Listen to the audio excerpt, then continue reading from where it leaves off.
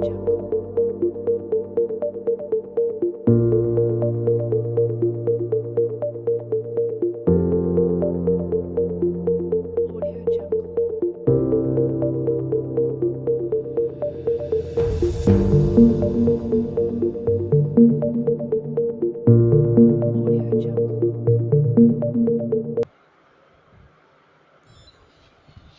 students, welcome back to the channel. So in today's lecture we are going to discuss the four remaining numericals, that is three solve numericals जो थे हम लोग वो solve करने वाले.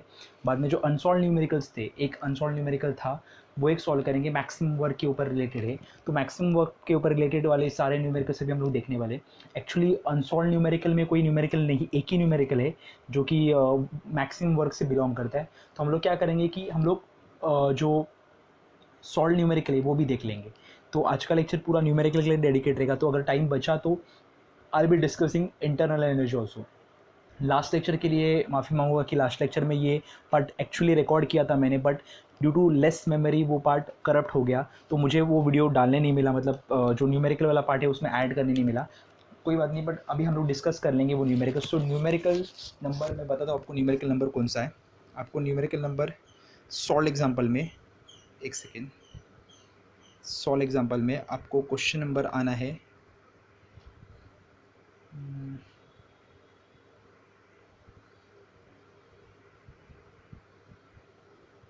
Page number 70 पे. Page number 70 पे question number 4.4, example number 4.4. देखते क्या बोला है.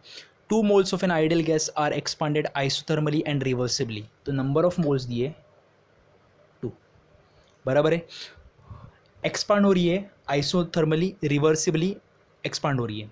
इसके पहले मैक्सिमम वर्क का जो कंडीशन देखा था वो भी वही था कि कंडीशन आया था रिवर्सिबली, क्योंकि इक्विलिब्रियम अचीव किया था, टेम्परेचर कांस्टेंट था, इसलिए वो आइसोथर्मल भी था और एक्सपांशन हो रहा था, कंप्रेशन नहीं हो रहा था, एक्सपांशन हो रहा था. याद है क्या? एक्सपांशन हो रहा था, सिस्टम वर्क कर रहा था सराउंडिंग पे, इसलिए वर्क जो था वो नेगेटिव में आया था.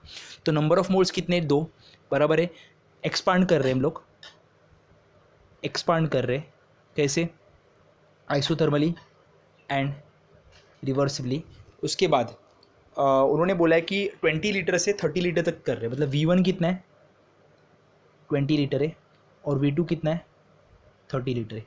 ये मुझे एक चीज़ बताओ, अगर ये दोनों दोनों का डायमेंशन सेम लीटर लीटर में, तो हम लोगों को कुछ चेंजेस करने की ज़रूरत नहीं, क्योंकि फॉर्मूला क्या है, वर्क मैक्सिमम वर्क का फॉर्मूला जो है वो कुछ ऐसे है, -2.303 into n into are into T log to the base 10 V2 upon V1.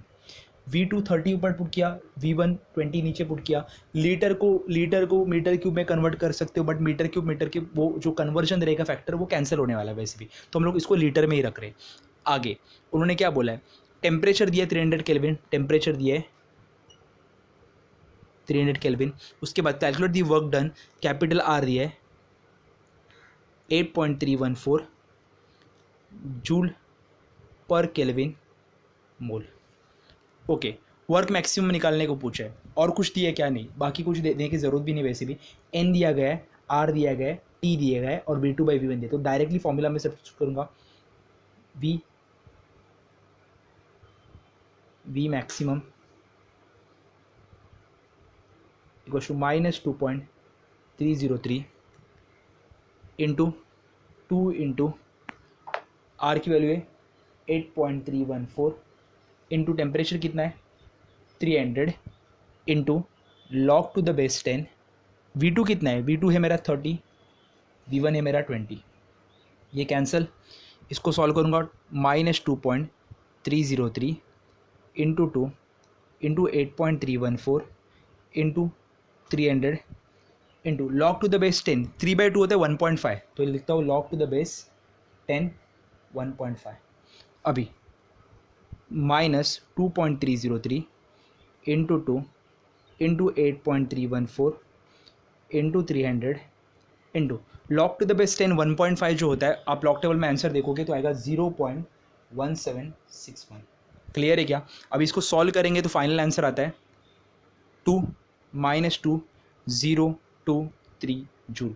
Kilo joule में कन्वर्ट करने का तो -2.023 इंटू 10⁻³ जूल 10⁻³ मतलब होता है किलो, तो -2.023 किलो जूल। क्लियर है आपको?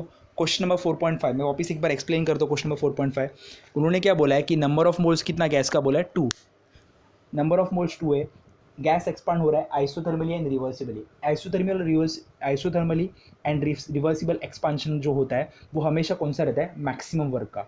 तो इनिशियल वॉल्यूम दिया है 20 लीटर, फाइनल वॉल्यूम दिया है 30 लीटर। मेरे को बोला टेम्परेचर कितना है 300 केल्विन जो कि कॉन्स्टेंट है, और जो अपना ideal gas equation sorry universal gas constant जो है वो 8.314 जूल पर केल्विन पर मोल ये दिया गया है। तो मैं निकालूंगा डब्ल्यू मैक्स का formula -2.303 into NRT into log to the base 10 V2/V1। बाकी कुछ नहीं करूंगा, वैल्यू सब्स्टिट्यूट करके सॉल्व करूंगा, फाइनल आंसर मिल जाएगा। क्लियर है? एग्जाम्पल 4.4 हो गया। 4.5 के ऊपर बढ़ते हम लोग।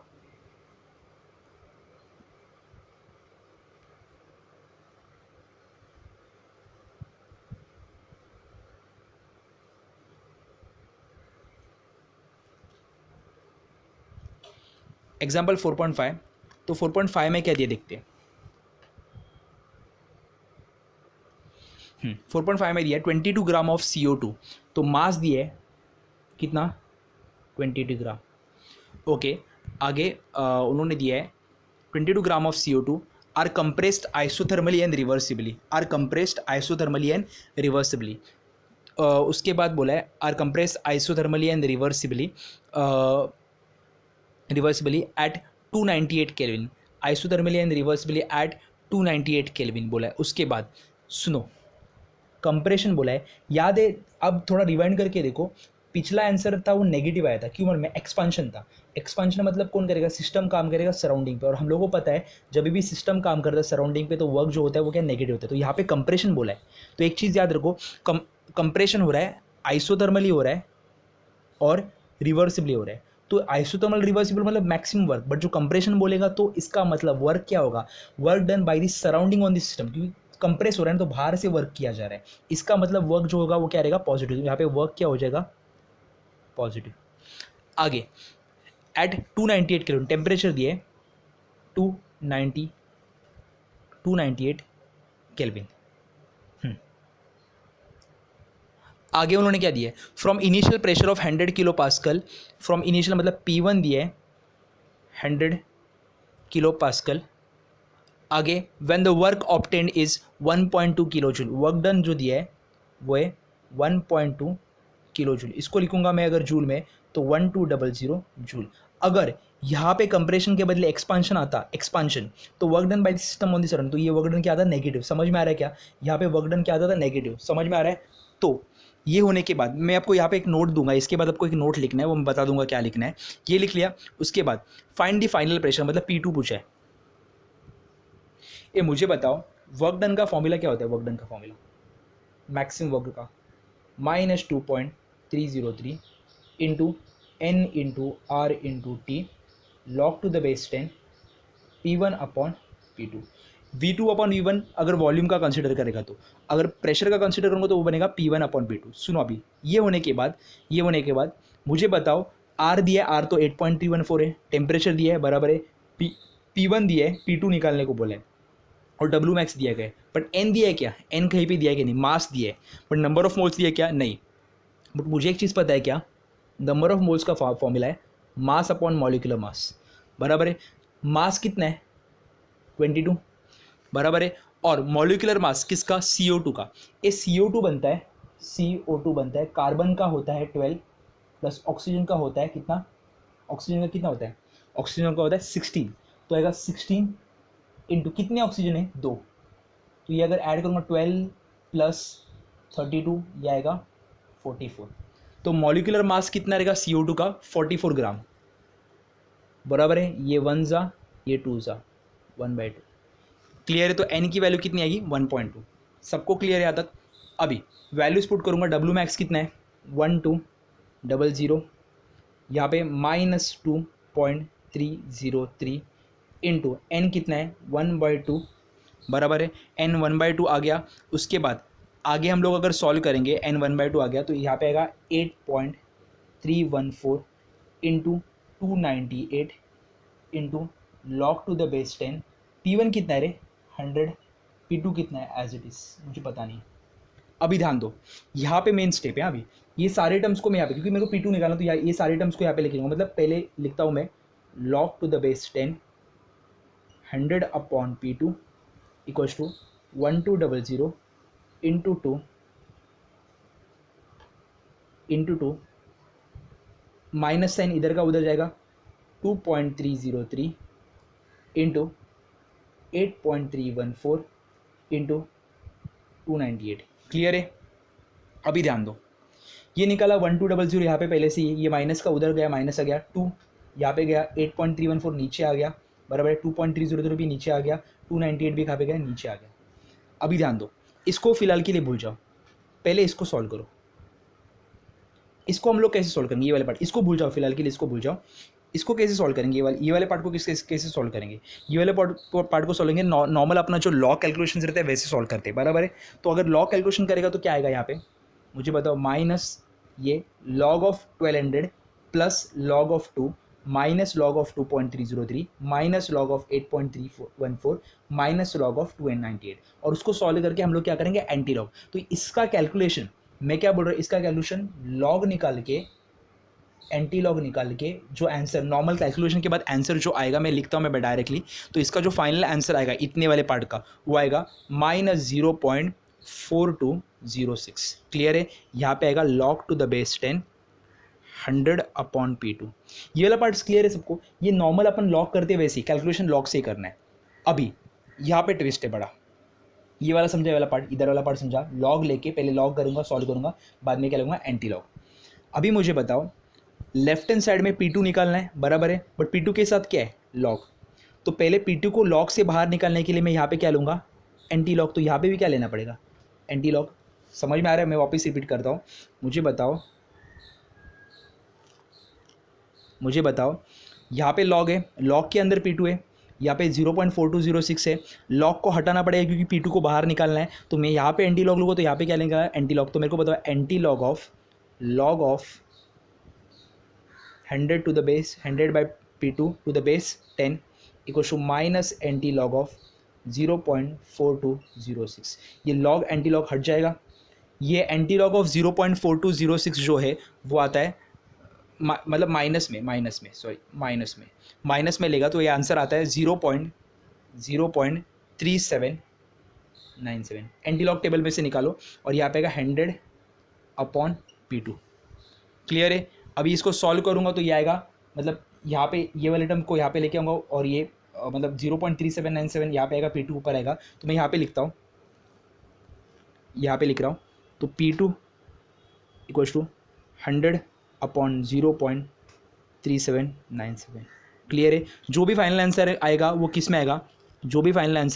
में आएगा, ये किलो पास्कल में पुट किया, तो ये भी किस में रहेगा, किलो पास्कल। जो भी फाइनल आंसर आएगा, समझ में आ रहा है क्या? मैं वापस रिपीट करता हूँ, क्वेश्चन में दिया गया है 22 gram of CO2 are compress isothermally and reversibly at 298 Kelvin from initial pressure of 100 kilopascal when the work obtained is 1.2 kilojoule. Find the final pressure. Okay, मेरे को 22 ग्राम ऑफ CO2 दिया है, कंप्रेस बोला है, मतलब वर्क डन जो रहेगा वो क्या रहेगा, पॉजिटिव, क्योंकि सिस्टम सराउंडिंग काम करेगा सिस्टम के ऊपर, पॉजिटिव वर्क, बराबर है। टेम्परेचर 298 है, लिख दिया, ये सब बराबर दिया है।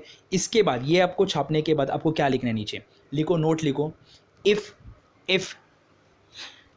in the numerical there is a compression type of work, if in a numerical there is compression type of work, that is work is done by the surrounding on the system, then the surrounding on the system, then numerically we will take it as positive, while when the work is done, when the work is of expansion type of work, then the system do work on the surrounding, then the system does work on the surrounding, then this type of work is considered as negative. Expansion type of work क्या रहेगा, negative.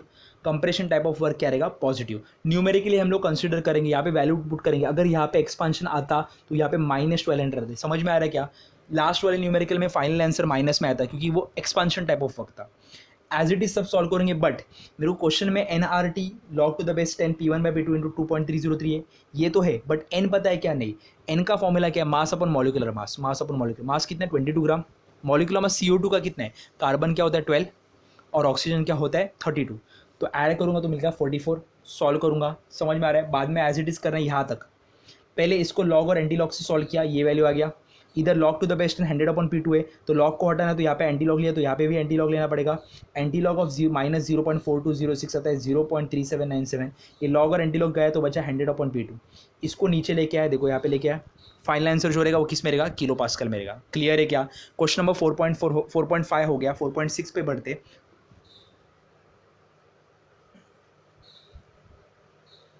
आपको I hope clear हुआ रहेगा। एक बार rewind करके question को वापस बराबर से देखो और न्यूमेरिकल खुद से ट्राई करो। पहले खुद से भी एक बार ट्राई करो, मतलब मैंने एक बार एक्सप्लेन करने के बाद आपको खुद से भी ट्राई करना है। खुद से अगर ट्राई हो रहा है बराबर से तो you can go for next numerical. समझ में आ रहा है क्या? एक बार ट्राई करो खुद से, वो भी आपको आना चाहिए खुद से ट्राई करके। नेक्स्ट क्वेश्चन पे जाते हैं। Question number 4.6। क्वेश्चन नंबर 4.6 को इंपॉर्टेंट मार्क करो। इंपॉर्टेंट मार्क करना क्यों है? क्योंकि इसमें तीनों टाइप ऑफ वर्क डिस्कस किया है जो मैंने अब तक डिस्कस किए। मैंने 3 टाइप ऑफ वर्क डिस्कस किए, जहाँ पे प्रेशर कांस्टेंट रहता है पहला पार्ट, सेकंड वाले पार्ट में मैक्सिमम वर्क था, और तीसरा वाला पार्ट था फ्री एक्सपांशन। फ्री एक्सपांशन का तो वैल्यू 0 आ गया था, वो तो मुझे पता है। 4.6 देखते हैं। 300 मिलीमोल, 300 मिलीमोल बोला है। ओके, आगे उन्होंने बोला है नंबर ऑफ मोल से 300 मिलीमोल, मतलब 300 इंटू 10⁻³ मोल। आगे, of an ideal gas occupies 13.7 decimetre cube at 300 kelvin. मतलब क्या बोला है? V1 दिया है 13.7 डेसीमीटर क्यूब। आगे टेम्परेचर दिया है कितना? 300 केल्विन। आगे calculate the work done when the gas expands until the volume is increase by 2.3 decimetre cube. मतलब डेल्टा वी बोला है 2.3 डेसीमीटर क्यूब। एक्सपांड हुआ मतलब नया वॉल्यूम ऐड हुआ। देखो ना, एक्सपांशन में फाइनल वॉल्यूम हमेशा बड़ा रहता है, क्योंकि एक्सपांशन मतलब पिस्टन ऊपर जा रहा है, तो फाइनल वॉल्यूम क्या रहेगा? बड़ा। कितने से बड़ा है? 2.3। मतलब फाइनल वॉल्यूम जो रहेगा V2 equals to V1 plus delta v. मतलब V1 कितना है? 13.7 प्लस 2.3। क्लियर है? अगर कंप्रेशन होता तो यहाँ पे -2.3 आता था। मतलब -2.3 मतलब क्या आएगा? ये 13.7 में सब्ट्रैक्ट करूंगा। क्लियर है? ये माइनस होगा, मतलब फाइनल वॉल्यूम क्या होगा? तो कंप्रेशन में फाइनल वॉल्यूम छोटा होता है, तो V2 क्या होता था? छोटा होता था। आगे उन्होंने क्या बोला है? डेसीमीटर क्यूब बोला है बाद में। आइसोथर्मल अगेंस्ट क्या लिखा? Okay, calculate the work done when the gas expands until the final volume is increased by 2.3 decimetre cube. A पहला कंडीशन बोला है A, isothermally against constant external pressure, मतलब work done when pressure is constant. Second, isothermal and reversible, मतलब maximum work पूछा है। और third, into vacuum, मतलब work done into vacuum, मतलब फ्री एक्सपांशन। ये तीन पूछा गया है। इसको तो ओरली बोल सकते हो, सी वाला आंसर तो आना ही चाहिए। क्वेश्चन 3 मार्क का रहेगा अगर सपोज, तो ये तो सॉल्व करने को आना ही चाहिए। Work done in free expansion is always क्या? 0। मुझे बताओ ए वाला पार्ट जो रहेगा, work done at constant pressure का formula -P external into delta V, बराबर है। -P external into delta V लिखूंगा तो -P एक्सटर्नल जो था, ओके, उन्होंने P एक्सटर्नल भी दिया, कांस्टेंट प्रेशर भी दिया है। कांस्टेंट प्रेशर कितना दिया है? 0.3। मतलब ये जो कांस्टेंट प्रेशर है वो कितना है? 0.3 बार। अभी मुझे पता -0.3 इंटू डेल्टा वी जो है वो कितना है? 2.3। पर जो आंसर है वो किस में? बार डेसीमीटर क्यूब। ओके, बार डेसीमीटर क्यूब में आंसर आ रहा है मेरा। ध्यान दो, अभी बराबर से ध्यान दो। -0.3 इंटू 2.3 अगर सॉल्व करूंगा तो आएगा -0.69 बार डेसीमीटर क्यूब। एक्सपांशन हो रहा है, फाइनल वॉल्यूम बड़ा है, तो ये नेगेटिव में आंसर आया। बट बार डेसीमीटर क्यूब मतलब क्या हुआ? ये हम लोग का आंसर जूल में नहीं है, तो बार डेसीमीटर क्यूब को अगर जूल में कन्वर्ट करने का रहेगा तो याद रहेगा हम लोग मल्टीप्लाई करते हैं 100 से। तो यहाँ पे क्या आएगा? -0.69 इंटू 100, कन्वर्जन किस में हो गया? जूल में। तो आंसर क्या आएगा? -69 जूल। यह आ गया वर्क डन। क्लियर है? जब प्रेशर क्या था? कांस्टेंट। ए पार्ट क्लियर हो गया, बी पार्ट पे जाते हैं हम लोग, बी पार्ट पे। तो बी पार्ट क्या बोलते हैं, बी पार्ट बोला है मैक्सिमम वर्क निकालने को बोला है, वॉल्यूम दिया है, V1 दिया है, V2 दिया है।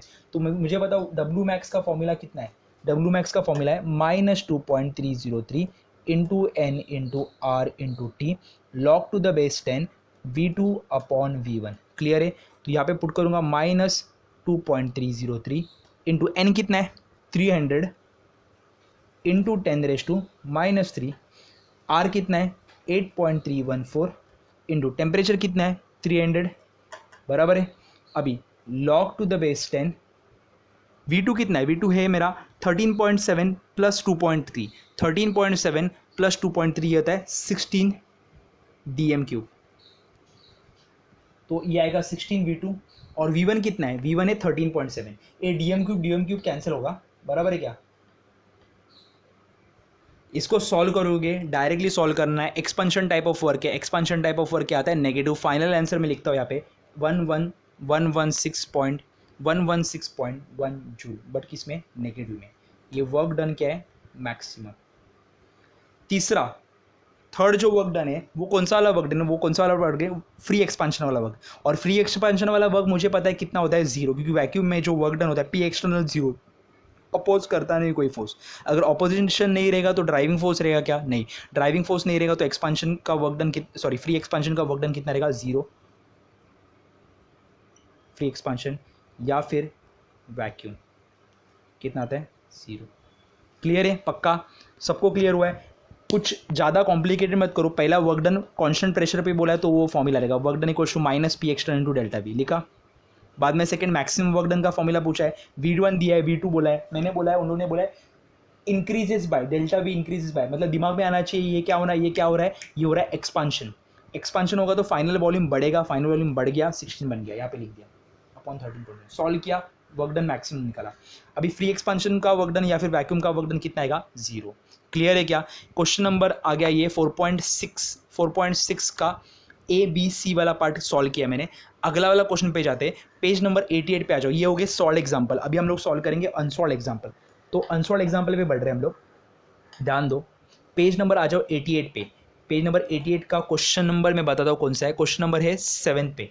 मैं जब तक बोर्ड रफ कर रहा हूँ आप वीडियो को पॉज करके एक बार सॉल्व करने का ट्राई कर सकते हो, नहीं हुआ तो मैं आगे एक्सप्लेनेशन उसका दूंगा। तो वीडियो को पॉज करो यहाँ पे, मैं तब तक रफ कर लेता हूँ और आप कॉपी कर लेना। आप कॉपी क्या बोल रहा हो, आप सॉल्व करने का ट्राई कर लेना। प्लीज़ वीडियो को पॉज करके एक बार ट्राई करो। ये 3 न्यूमेरिकल्स अगर आपको आ रहे तो अनसॉल्व न्यूमेरिकल को अनसॉल्व न्यूमेरिकल पेज नंबर 88 का क्वेश्चन नंबर 7 भी आ ही जाएगा आराम से। तो आई होप आपने सॉल्व किया रहेगा और बाद में आप ये सॉल्यूशन देख रहे हो। देखते, calculate the maximum work when 24 ग्राम मतलब मास दिए कितना 24 ग्राम, किसका ऑक्सीजन का दिया है बराबर है। O2 are expanded isothermally and reversibly from the pressure of P1 दिए 16 1.6 बार और P2 दिए ओके P2 दिए 1 बार। ये देखो जब भी एक्सपांशन होगा तभी वॉल्यूम बढ़ेगा, वॉल्यूम बढ़ेगा तो प्रेशर ड्रॉप होगा, देखो प्रेशर ड्रॉप हुआ है। क्लियर है। हाँ आगे मेरे को बताओ आंसर माइनस में आना चाहिए क्योंकि यहाँ पे एक्सपांशन है तो वर्क डन क्या आएगा माइनस में, ये याद रखो वर्क डन हमेशा। अगर आप लोग साइन भी गलत लिखते हो, कंपैरिजन के लिए आप कंपैरिजन के लिए अगर नेगेटिव लिखते हो इंस्टेड ऑफ पॉजिटिव और एक्सपांशन के लिए पॉजिटिव लिखते हो इंस्टेड ऑफ नेगेटिव, आंसर गलत आएगा आपका, आपका मार्क्स कटेगा वहाँ पे प्लीज़। तो नेगेटिव साइन पॉजिटिव साइन याद रखो, याद लिखना है तो यहाँ पे याद रखो कि प्रेशर ड्रॉप हो रहा है तो ये एक्सपांशन है, एक्सपांशन रहेगा तो वर्क डन क्या रहेगा, एक्सपांशन रहेगा तो वर्क डन क्या रहेगा नेगेटिव। ये लिख के रखना है आपको याद नहीं रहेगा तो। आगे बोला है टेम्परेचर दिया है, टेम्परेचर 298 केल्विन।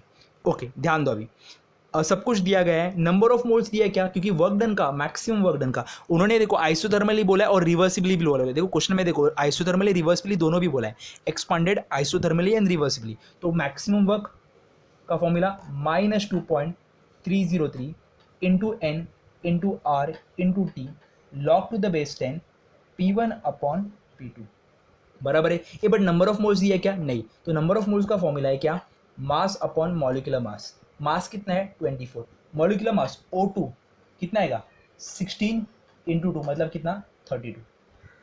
क्लियर है पक्का। आगे तो डब्ल्यू मैक्स का फॉर्मूला है -2.303 इंटू एन के जगह पे आएगा 24/32 इंटू आर के जगह पे 8.314 इंटू टेम्परेचर कितना है 298 log to the base 10 P1 1.6 P2 1। अगर सॉल्व करूंगा जो भी आंसर आएगा सॉल्व करने के बाद आंसर नेगेटिव में आएगा और आंसर फाइनल आंसर आ रहा है, मैंने चेक किया है लॉग कैलकुलेशन से, आंसर आता है 873.4 जूल डॉट। क्लियर है क्या? मुझे पता नहीं फिजिक्स में आंसर कैसे गलत आते हैं वहाँ पे फाइनल आंसर्स, बट केमिस्ट्री के आंसर सारे सारे बराबर डिट्टो वही बराबर है।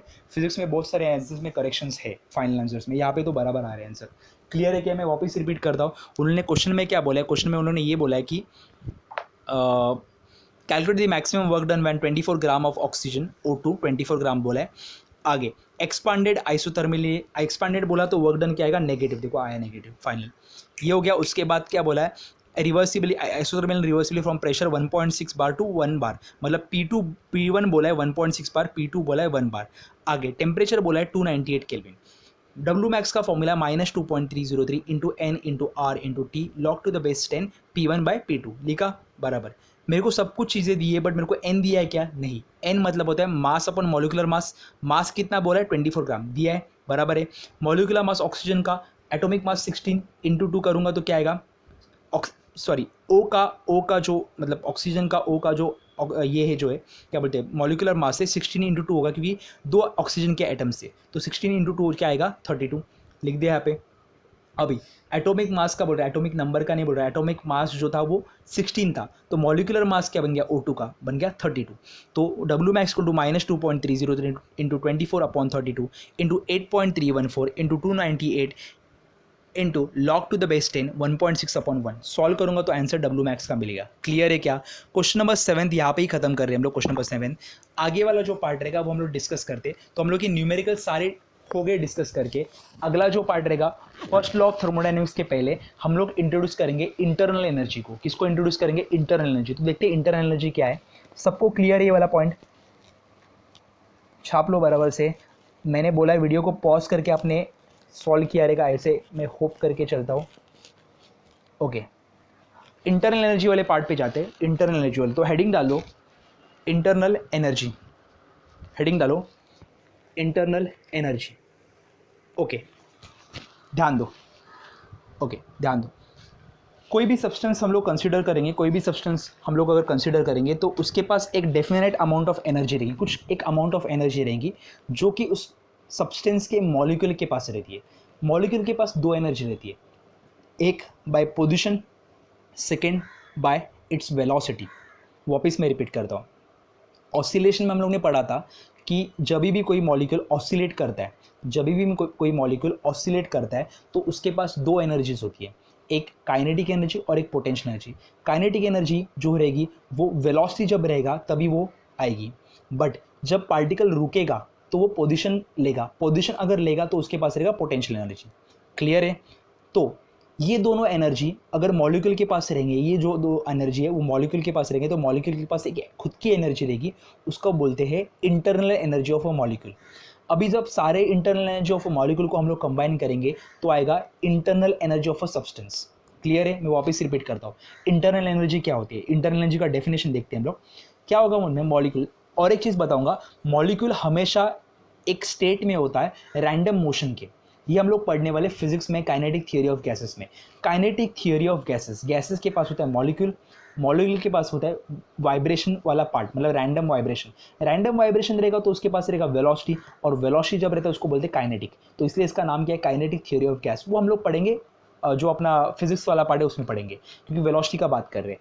अभी मैंने वहाँ पे क्या बताया, पार्टिकल वाइब्रेशन कर रहा है। पार्टिकल जब वाइब्रेशन कर रहा है मतलब इन शॉर्ट वो क्या कर रहा है? ऑसिलेट कर रहा है। अगर ऑसिलेट करेगा तो हम लोग ने ऑसिलेशन चैप्टर में हम लोगों ने डिस्कस किया है, ऑसिलेशन जब करता है तभी उसके पास दो एनर्जी रहता है जो कि काइनेटिक और पोटेंशियल। याद है तुम लोगों को मैं बोला था पोटेंशियल एनर्जी मैक्सिमम रहेगा कहाँ पे? एक्सट्रीम पॉइंट्स पे, बट मिनिमम रहेगा कहाँ पे? मीन पोजीशन पे। वैसे काइनेटिक एनर्जी मैक्सिमम रहेगा मीन पोजीशन पे और एक्सट्रीम पे क्या होगा? जीरो। क्लियर है? तो वैसे ही हम लोग यहाँ पे बात करेंगे, तो दो टाइप ऑफ एनर्जी, एक पोटेंशियल एनर्जी और क्या है? Kinetic energy. तो जब पार्टिकल अपना एक पोजीशन लेता है तो उसके पास रहेगा पोटेंशियल एनर्जी, जब पार्टिकल अपना मोशन में रहेगा तो उसके पास रहेगा काइनेटिक एनर्जी। तो पार्टिकल मतलब इन शॉर्ट में बोल रहा हूँ मॉलिक्यूल। तो मॉलिक्यूल्स की बात करूंगा तो मॉलिक्यूल्स के पास खुद की एक काइनेटिक एनर्जी रहेगी और क्या रहेगी, पोटेंशियल एनर्जी। और ये काइनेटिक एनर्जी और पोटेंशियल एनर्जी देता है मॉलिक्यूल की अपनी खुद की इंटरनल एनर्जी। अगर मॉलिक्यूल के इंटरनल एनर्जी को मैं ऐड करता हूँ तो मुझे मिलेगा internal energy of a substance. Clear है क्या? तो मैं यहाँ पे एक ये बना देता हूँ कि इंटरनल एनर्जी क्या होता है। Internal energy of a substance is sum of internal energy of each molecule। अगर मॉलिक्यूल का बात करूंगा मैं तो मॉलिक्यूल के पास दो एनर्जी है, क्योंकि मॉलिक्यूल क्या कर रहा है, वाइब्रेशन। क्लियर है? ये हम लोग पढ़ने वाले केटीजी में, आपको अभी नहीं पढ़ना है, ये केटीजी में काइनेटिक थियोरी ऑफ गैसेस। तो मॉलिक्यूल वाइब्रेशन करेगा तो उसके पास दो एनर्जी रहेगा, एक रहेगा kinetic energy due to its velocity और एक रहेगा potential energy due to its position. Clear है?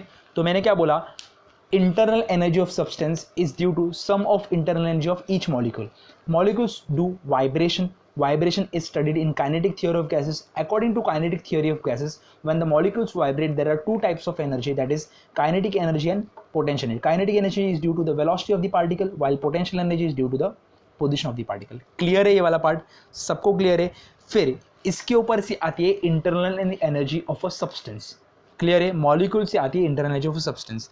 सबको क्लियर है? अभी सुनो, internal energy of a substance हमेशा हमेशा एक स्टेट फंक्शन रहेगा, ना कि वो पाथ फंक्शन रहेगा। मतलब क्या, अगर सपोज मैं कुछ एनर्जी ऐड कर रहा हूँ सिस्टम में तो इंटरनल एनर्जी बढ़ेगी।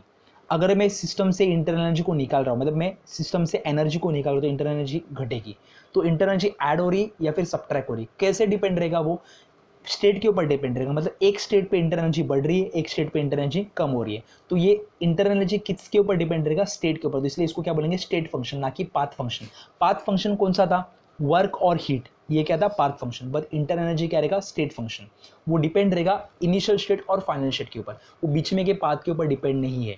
और एक चीज, internal energy is an extensive property. Extensive property मतलब क्या, which depends upon the quantity of a substance. Intensive मतलब क्या, which does not depend upon, which is independent of the quantity of the substance. मतलब जो property substance की quantity के ऊपर depend रहे उसको बोलते हैं एक्सटेंसिव प्रॉपर्टी। अभी मुझे बताओ, internal energy of substance is due to internal energy of a molecule.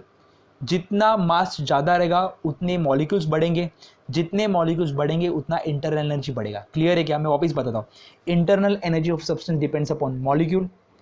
जितने ज़्यादा मॉलिक्यूल्स बढ़ेंगे उतना ज़्यादा क्या बढ़ेगा, इंटरनल एनर्जी बढ़ेगा। मॉलिक्यूल्स बढ़ेंगे मतलब क्या बढ़ेगा, मास बढ़ेगा। मास अगर ज़्यादा रहेगा तो मॉलिक्यूल ज़्यादा रहेगा, इंटरनल एनर्जी ज़्यादा रहेगी। मास अगर कम रहेगा तो मॉलिक्यूल कम रहेगा, इंटरनल एनर्जी क्या रहेगी, कम रहेगी। क्लियर है वाला पार्ट मैंने क्या बताया, सबको क्लियर है?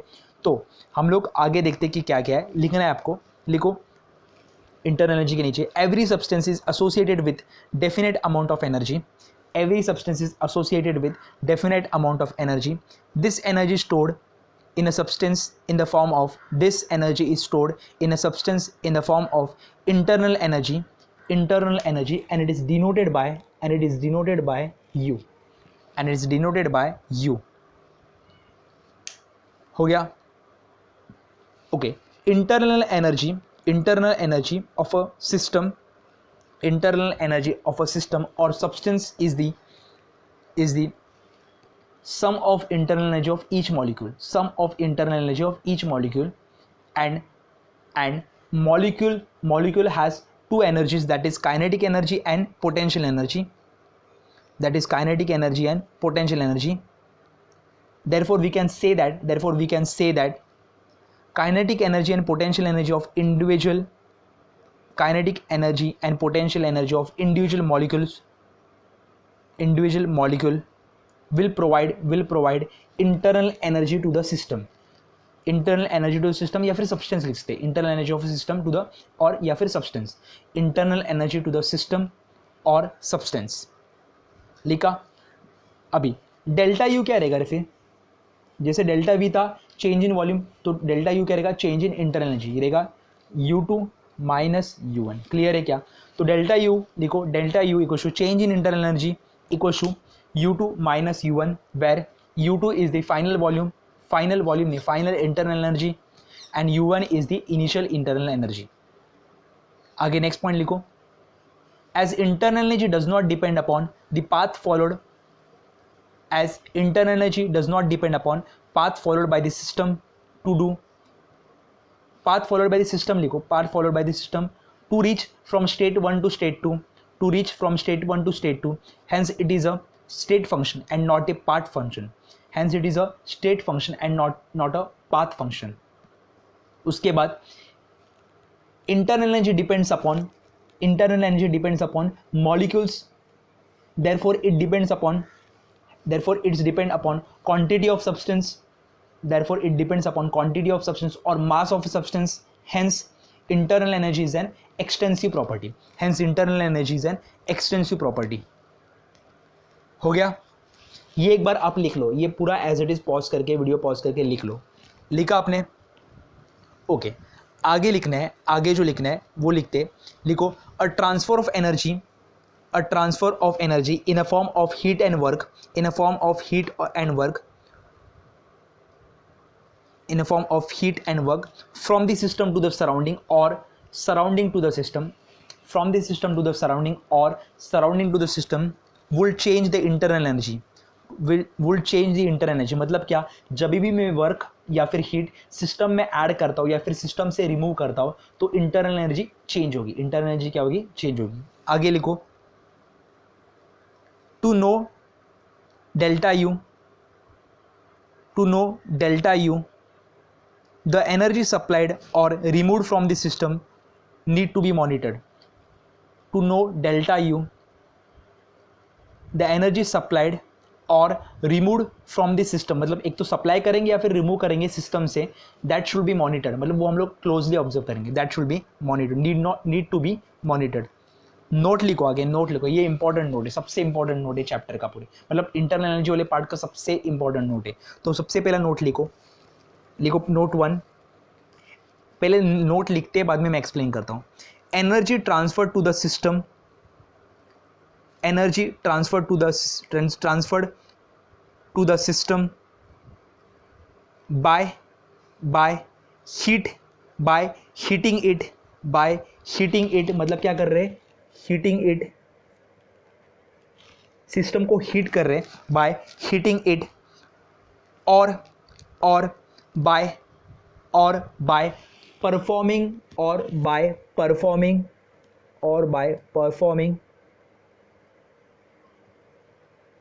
Work on system. मतलब एक तो हीट कर रहे हैं, मतलब मैं हीट अंदर फेंक रहा हूं, या फिर सिस्टम के ऊपर हम लोग क्या कर रहे हैं, काम कर रहे हैं, सिस्टम के ऊपर हम लोग क्या कर रहे हैं, काम कर रहे हैं. That means internal energy is added to the system, that means internal energy is added to the system, मतलब वो क्या हो जाएगा, positive, internal energy is positive. Clear है क्या? तो लिखो आगे, internal energy is added to the system and it is considered as positive. हो गया पहला point. Second point, the energy transferred in the form of, the energy transferred from the system, ऐसे लिखो, the energy transferred from the system bye cooling और by performing work, और by performing, मतलब cooling और by performing work on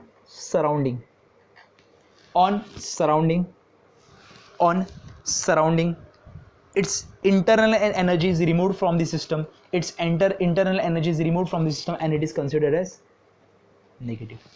clear है पक्का? Positive कभी रहेगा जब हम लोग हीट करेंगे, मतलब हीट सप्लाई कर रहे हैं या फिर सराउंडिंग काम कर रहा है किसके ऊपर, सिस्टम पे, तभी हम लोग क्या करेंगे, पॉजिटिव. कूलिंग के टाइम पे क्या होता है, कूलिंग के टाइम में हम लोग हीट एक्सट्रैक्ट कर रहे हैं, बाहर निकाल रहे हैं, या फिर performing work on the surrounding, मतलब सिस्टम काम कर रहा है सराउंडिंग पे, तभी इंटरनल एनर्जी क्या रहेगी, नेगेटिव. क्लियर? ये 2 पॉइंट क्लियर है. आगे examples clear, examples of internal energy लिखो, एग्जांपल्स ऑफ इंटरनल एनर्जी. पहला एग्जांपल लिखो, 30 kilojoule of heat supplied to the system, 30 kilojoule of heat supplied to the system. क्या बोला है, 30 किलो हम लोग सिस्टम में सप्लाई कर रहे हैं, मतलब हीट कर रहे हैं, मतलब क्या कर रहे हैं, हीट कर रहे हैं. तो इंटरनल एनर्जी क्या रहेगा, पॉजिटिव. इंटरनल एनर्जी पॉजिटिव हो तो डेल्टा यू क्या लिखेंगे हम लोग, डेल्टा यू लिखेंगे प्लस 30 किलो जूल। देखो ना, पहले कुछ भी नहीं था, 30 किलो जूल ऐड किया तो इनिशियल 0 था, फाइनल 30 था, 30 माइनस 0 कितना आएगा 30। क्लियर है? तो 30 kilo joule heat is supplied to the system, it will add internal energy to the system and it is called as heating. It will add internal energy to the system and it is called as heating. Hence internal energy is positive, that is delta U equals to plus 30 kilojoule. लिखा? second point लिखो, 20 kilojoule is work, 20 kilojoule of work done on the system. मतलब अगर 20 kilo joule का work हम लोग system पे काम करेंगे, मतलब क्या, इंटरनल एनर्जी क्या रहेगी पॉजिटिव वापस। तो डेल्टा यू कितना रहेगा 20 किलो जूल। क्लियर है क्या? किस में 20 किलो जूल, पॉजिटिव की नेगेटिव में? पॉजिटिव में। क्लियर है? ये दो एग्जाम्पल हुए। तीसरा एकदम इंपॉर्टेंट एग्जाम्पल है, वो देखते हैं। 10 kilo joule, 10 kilo joule heat is release from the system. मतलब 10 kilo joule is heat is release from the system. मतलब हम लोग क्या कर रहे हैं, हम लोग कर रहे हैं कूलिंग। बराबर है? सिस्टम से हीट को निकाल रहे हैं। उसके बाद 15 kilo joule is work done on the system, is work done by the system. तो मैं बोलूंगा 15 kilo joule is work done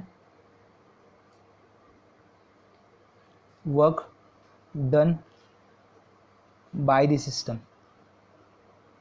इसके वजह से जो इंटरनल एनर्जी कूलिंग है ना, कूलिंग वाला पार्ट है ना, तो इंटरनल एनर्जी क्या रहेगी -10 kilo joule. Work done by the system रहेगी तो क्या रहेगा -15 किलो जूल। अगर दोनों को ऐड करूंगा तो डेल्टा यू क्या आएगा -15 -10, -15 कितना आएगा, ये मैं किलो लिखता हूँ यार, ये एच लग रहा है। -15 माइनस लेगा -25 किलो जूल। क्लियर है क्या? तो हम लोगों ने क्या क्या किया, हम लोगों ने चार न्यूमेरिकल देखे। चार न्यूमेरिकल के पास इंटरनल एनर्जी देखा। इंटरनल एनर्जी क्या होता है, सिस्टम का खुद का एनर्जी जो कि मॉलिक्यूल के इंटरनल एनर्जी की वजह से आता है। मॉलिक्यूल स्टेट ऑफ वाइब्रेशन में रहते हैं। स्टेट ऑफ वाइब्रेशन में दो टाइप ऑफ एनर्जी रहेगा, काइनेटिक एनर्जी और पोटेंशियल एनर्जी। काइनेटिक एनर्जी और पोटेंशियल एनर्जी मिला के देगा internal energy of the molecule को साथ में लेके आऊंगा तो इंटरनल एनर्जी ऑफ क्या मिलेगा, सिस्टम या फिर सब्सटेंस मिलेगा। क्लियर है? अब इंटरनल एनर्जी को हम लोग जब स्टडी करते हैं तो इंटरनल एनर्जी होता है पाथ फंक्शन, नहीं वो होता है स्टेट फंक्शन। और स्टेट फंक्शन होता है और वो क्वांटिटी के ऊपर डिपेंड, तो उसको क्या बोलेंगे, एक्सटेंसिव प्रॉपर्टी। उसके बाद हम लोग आगे बढ़े तो इंटरनल एनर्जी को हम लोग ने ऑब्जर्व किया, पॉजिटिव कभी होगा नेगेटिव कभी होगा। तभी हम लोग ने एक ऑब्जर्वेशन किया कि जब हम लोग हीट ऐड करते, मतलब जब हम लोग सिस्टम को हीट करेंगे तो इंटरनल एनर्जी पॉजिटिव रहेगा। जब हम लोग काम करेंगे सिस्टम के ऊपर, मतलब सराउंडिंग काम करेगा सिस्टम पे, तभी भी इंटरनल एनर्जी क्या रहेगा, पॉजिटिव रहेगा। बाद में सेकंड जो नोट था उसमें हम लोग ने ये देखा कि जब हम लोग हीट को एक्सट्रैक्ट कर रहे हैं, मतलब हीट रिलीज हो रहा है या फिर कूलिंग कर रहे हैं, तो इंटरनल एनर्जी क्या रहेगा, नेगेटिव रहेगा। जब भी सिस्टम काम करेगा सराउंडिंग के ऊपर, तभी भी वर्क डन जब रहेगा तभी वो क्या रहेगा, नेगेटिव। तो इंटरनल एनर्जी का चेंजेस जो होती है वो किसके वजह से होती है, हीट और वर्क के वजह से होती है। अगर हीट ऐड या फिर सब्ट्रैक्ट करेंगे तभी इंटरनल एनर्जी चेंज होगा, या फिर वर्क हम लोग परफॉर्म करेंगे सिस्टम के ऊपर, या फिर वर्क सिस्टम परफॉर्म करेगा सराउंडिंग पे, तो भी इंटरनल एनर्जी चेंज होगी। तो ये दो फैक्टर है, समझ में आ रहा है? तो internal energy depends upon what, heat, work or mass. It does not depend upon path followed by the system to undergo the change.